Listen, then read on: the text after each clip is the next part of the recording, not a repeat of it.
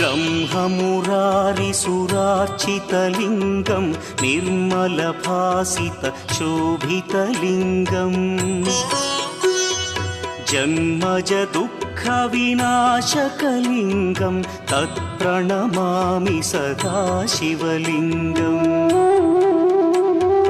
देवमुनिप्रवरार्चितलिङ्गं कामदहन करुणाकरलिङ्गम्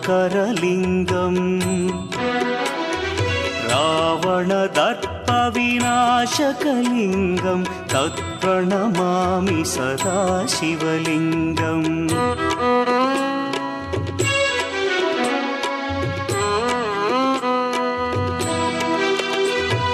सर्वसुगन्धसुलेपितलिङ्गं बुद्धिविवर्धनकारणलिङ्गं सिद्धसुरासुरवन्द्यलिङ्गम्